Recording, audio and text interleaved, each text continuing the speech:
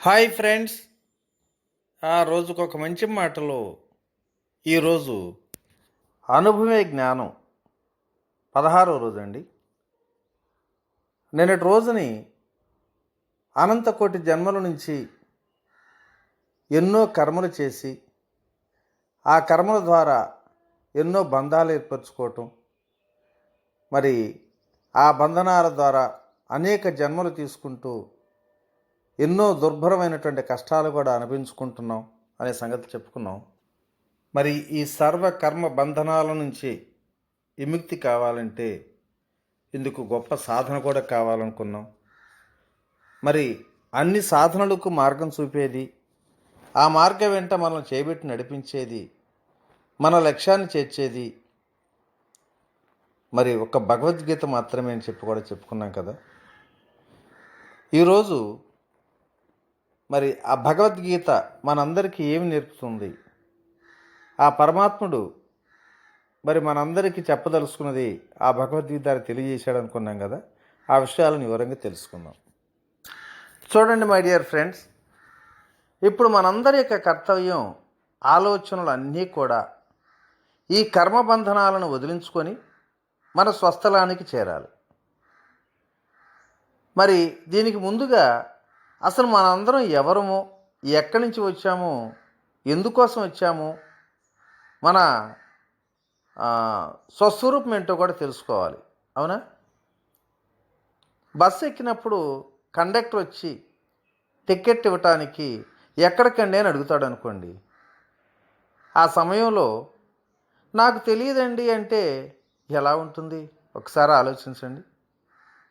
ఆ బస్సులో ఉన్న జనమందరూ కూడా గొల్లు నవ్వుతారు, ఓరి అమాయకుడు అంటూ వింతగా చూస్తారు. కనుక మనందరి యొక్క లక్ష్యం, గమ్యం ఏమిటో ముందుగా తెలుసుకోవాలి. మన స్వస్థలం కూడా తెలియాలి, మన స్వస్వరూపం కూడా తెలియాలి. ఉదాహరణకు జానరత్న నందప్రసాద్ గారు హిమాలయ జానయాత్ర టూర్ ఫిక్స్ చేసి హిమాలయ అందాలను, విశేషాలను ఒక కరపత్రంలో ప్రింట్ చేసి మనందరికీ తెలియజేశాడండి. ఏమన్నాడంటే, వచ్చే నెల 1వ తారీఖు నుంచి 15 రోజుల పాటు ఈ యాత్ర ఉంటుంది, మనిషి 15,000 రూపాయలు ఛార్జీగా నిర్ణయించాము నాయన అంటూ ఆ కరపత్రం ఇచ్చి అందులో ఆ ఫోటోలు కూడా చూడమన్నాడు. ఆ ఫోటోలు, అందులో ఉన్నటువంటి ఆ విశేషాలు ఇవన్నీ చూడగానే ఏమనిపిస్తుంది? మన మనస్సు పరవశం చెందిపోయింది. వెంటనే ఏం చేసాం? 60 మంది వెళ్ళటానికి సిద్ధమైపోయాం, డబ్బులు కూడా పే చేసాం. ఇక అక్కడి నుంచి మనం రోజు అబ్బా ఆ 1వ తారీఖు ఎప్పుడు వస్తుందా అంటూ ఆ హిమాలయ అందాలు, ఆ మంచుకొండల ప్రకృతి దృశ్యాలు ఎప్పుడు చూస్తామా అనుకుంటూ మనసు ఉవ్విళ్ళూరుతూ ఆ రోజు కోసం ఎదురు చూస్తుంటాం. ఇక అనుకున్నట్టుగానే ఆ 1వ తారీఖు రావటం, అందరం బయలుదేరి వెళ్ళటం కూడా జరిగింది. మొదటి 2 రోజులు అక్కడి ప్రకృతి అందాలు చూసిన తర్వాత ఆహా ఎంత అద్భుతం, ఎంత అమోఘం అంటూ ఆ మంచుకొండల యొక్క అందాలు, ఆ లోయలు, ఆ సరస్సులు, మరి అక్కడ ఉన్నటువంటి ప్రకృతి దృశ్యాలు అన్నీ చూసి ఎంతో మైమరిచిపోయాం. అలా 2 రోజుల తర్వాత ఇక 3వ రోజు మొదలైంది. ఏమిటది? చలి. నాయనో ఏమి చలి ఇది! ఎందుకంటే విపరీతమైనటువంటి చలి ఉంటుంది కదా అక్కడ. ఈ చలికి తట్టుకోలేక అల్లాడిపోతూ, అమ్మ బాబు అనవసరంగా వచ్చామేమో, ఈ ఎముకలు కొరికే చలిలో ఎలా పడుకోవాలి అనుకుంటూ, సరైన వస్తు కూడా లేదనుకుంటూ బాధపడుతుంటాం. ఇక ఆ మరుసటి రోజు మరొక బాధ. ఏమిటది? ఏమి రుచి పచ్చి లేనటువంటి వంటలు, తినటానికి అన్నం ఉండదు, ఈ రొట్టెలు తినలేక సస్తున్నారా నాయన అనుకుంటూ ఇక అప్పుడు అంటాం, నందాగారు మీకు దండం పెడతామయ్యా, ఈ బాధలు మేము భరించలేం, పోతే పోయింది కానీ మమ్మల్ని త్వరగా ఇంటికి చేర్చండి అంటాం. అయితే నందాగారు ఏం చేశారు? ముందుగా ఇంటికి తీసుకెళితే మళ్ళీ తిరిగి కొంత డబ్బులు చెల్లించమంటారన్న భయంతో మనందరినీ కూడా వదిలేసి అక్కడ చక్కా తప్పుకున్నాడండి. ఇక చూడండి మనందరి బాధలు వర్ణనాతీతం. ఎటు వెళ్ళాలో తెలియదు, దిక్కుమొక్కు లేని స్థితిలో అయోమయంగా తిరుగుతూ ఉన్నాం. మనందరి యొక్క లక్ష్యం ఏమిటి? మన స్వస్థలానికి మన ఇంటికి చేరుకోవాలి. ఇక ఆ హిమాలయ పర్వతాల్లో మరి రకరకాల ప్రదేశాల్లో దిక్కుదోసిన స్థితిలో తిరుగుతూ ఉన్నాం. అంతలో ఒక కొండ గుహ దగ్గర ఒక 6 అడుగుల అజానబాహుడు తెల్లని గెడ్డంతో ధ్యానస్థితిలో తపస్సు చేసుకుంటున్నాను ఒక ఆయన కలిశాడండి. ఆయన ఒక సత్పురుషుడు అని చెప్పి కూడా అర్థమైంది. ఆయన చూడగానే మనందరం కూడా ఎంతో ఆశతో ధైర్యంతో ఆయన దగ్గరికి వెళ్ళి మన కష్టాలని బాధల్ని చెప్పి, స్వామి మరి ఏదో దారి తెలియక వచ్చాం, ఇప్పుడైనా మా స్వస్థలానికి దారి చూపమని చెప్పి ఎంతగానో ప్రాధేయపడ్డాం. మరి పితామహ పత్రిజీ లాంటి మహానుభావుడు కరుణించి ఎలా వెళ్ళాలో, ఎటు వెళ్ళాలో, ఏ బస్సు ఎక్కాలో, ఏ ట్రైన్ ఎక్కాలో వివరంగా తెలియజేసినప్పుడు దాని ప్రకారం అందరం కూడా మన ఇళ్ళకి అంటే మన స్వస్థలాలకు చేరుకున్నామండి. ఇక ఇంటికి రాగానే ఏమనుకుంటాం? అమ్మయ్య ఎంత హాయిగా ఉందో, ఏదైనా మన ఇల్లు మన ఇల్లే, ఏమి హిమాలయాలు ఏం అందాలో మాట, కానీ ఇక్కడున్న సౌఖ్యం సుఖం మరి ఎక్కడా దొరకదు కదా అనుకుంటూ ఎంతో సంతృప్తిగా ఉంటాం.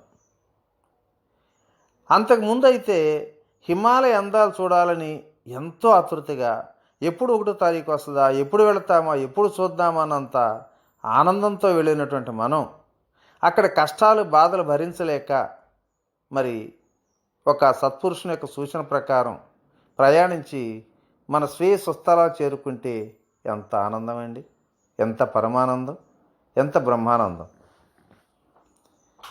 ఒకానొక సాఫ్ట్వేర్ ఉద్యోగి సకల సౌకర్యాలు ఉన్న ఆఫీసులో ఏసీ గదిలో పగలంతా పనిచేసిన రాత్రికి ఇంటికి రాగానే ఎంతో ఆనందం.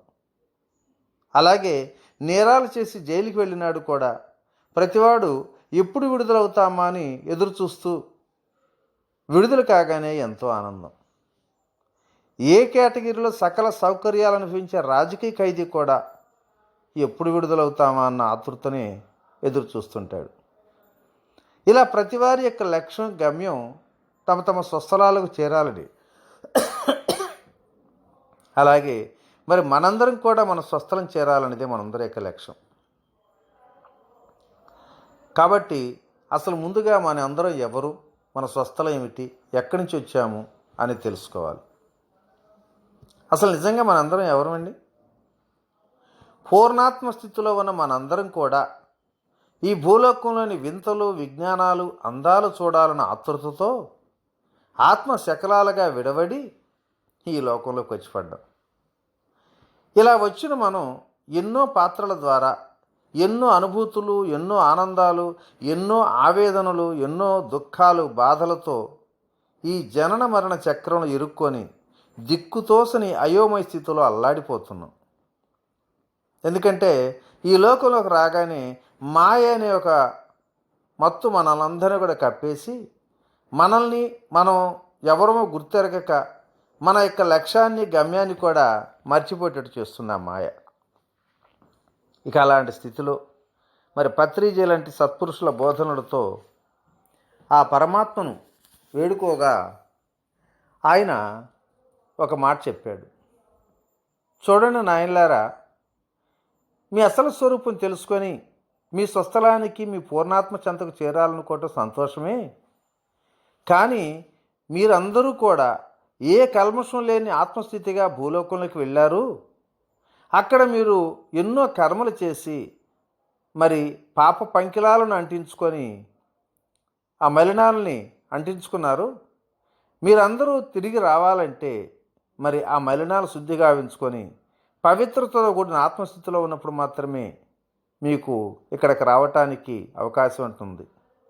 కాబట్టి నేను సూచించిన పద్ధతిలో మరి పత్రిజీ లాంటి కొంత సత్పురుషుల ద్వారా జ్ఞానాన్ని పొంది మీ కర్మ బంధనాలని వదిలించుకొని పవిత్రంగా కల్మషం లేని స్వాతిముత్యంలాగా ఆత్మస్థితిలో ఉన్నప్పుడే ఇక్కడికి రావచ్చు. అందుకు మార్గం ఈ భగవద్గీత ద్వారా మీకు తెలియజేస్తున్నాను. కాబట్టి మరి మహానుభావుల యొక్క జ్ఞానబోధుల ద్వారా ఆ భగవద్గీతలోని సారాంశాన్ని తెలుసుకోండి అని చెప్పడం జరిగింది. మరి ఇప్పుడు మనందరం కూడా ఆ భగవద్గీత మార్గం ఏమిటో తెలుసుకోవడానికి ప్రయత్నం చేద్దాం. ఓకే మాస్టర్స్, మరి రేపటి రోజుని మరి ఇప్పటి వరకు కూడా ఈ కర్మల ద్వారా మనం ఎన్నో బంధాలు ఏర్పరచుకున్నాం. ఆ కర్మ బంధనాలని ఎలా వదిలించుకోవాలో, ఎటువంటి కర్మలు చేస్తే మరికి అవి బంధనాలు కావు, రేపటి రోజున తెలుసుకోవడానికి ప్రయత్నం చేద్దాం. ఓకే, ఇట్లా మీ రామిరెడ్డి, మానస సరోవరం. Thank you.